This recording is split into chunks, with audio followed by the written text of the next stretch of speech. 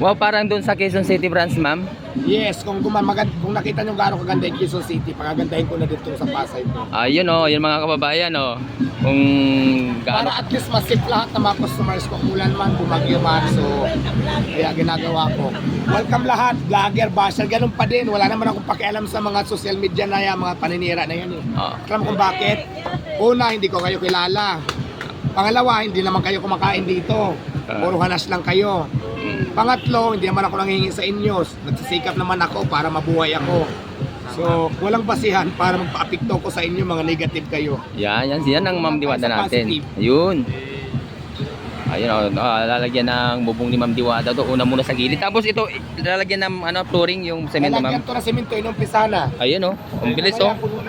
Pero ang bilis ng pagkagawa, ma'am, 27 inumpisan, 29 ngayon. Pinapares ko talaga din kasi gusto ko matapos as soon as possible para magamit na natin. So kung nakita mo dito dati yung surf, pinamove ko na muna doon. Tapos pag nagawa na ito, babalik ko na naman siya dito. Okay, oh yan si Ma'am Diwata. Kaya yung mga gustong kumain, punta na kayo dito maaga para ma-solo nyo si Ma'am Diwata. Oh. Yan yung mga nasasabing hindi nagpapapicture si Ma'am Diwata. Hindi totoo yun. Mga fake news yun. Oo. Tapos yung sinasabing wala nang kumakain, marami. Ngayon maaga pa lang. Kaya yung mga gustong kumain, punta na kayo dito maaga. Tapos yan oh. Kagigising lang ni Ma'am Diwata oh. Ha? Mabait yun. Ano? Mabait yun. Oo, di ba? Oh, anong masasabi mo kay Ma'am Diwata? Sobrang bait. Oh, di ba? Oh, ito si Kuya. Anong pangalan mo, Kuya? Oh, taga saan ka pa, Kuya? Manila. Anong pakiramdam? Nakita mo si Ma'am Diwata na sinasabi na suplada si Ma'am Diwata. Suplada ba si Ma'am Diwata? Wala talagang kumain. Ah? Hindi, di ba? Oh, ito. Bata na nagsasabi. Ayun oh.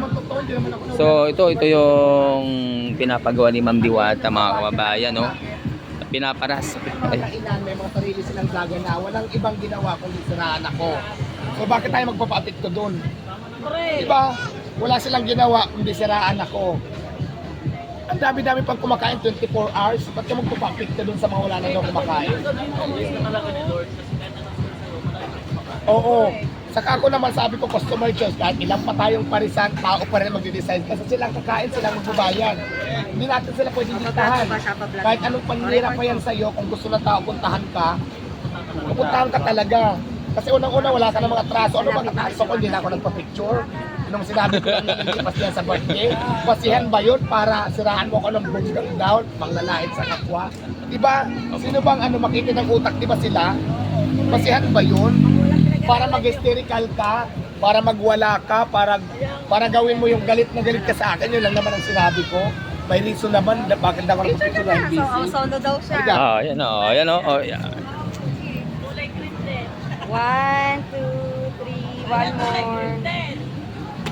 Oh, suplado ba si Ma'am Diwata? Oh, ayan oh. Thank you. Mga dayo talaga lahat. Si Ma'am Diwata natin. Abangan natin yung Quezon City, mag-open ako sa linggo. Visayas, alam mo yung Central, likod lang mismo ng New Era University. Ano siya, Morning Star Street. Morning Star Street, Morning Star.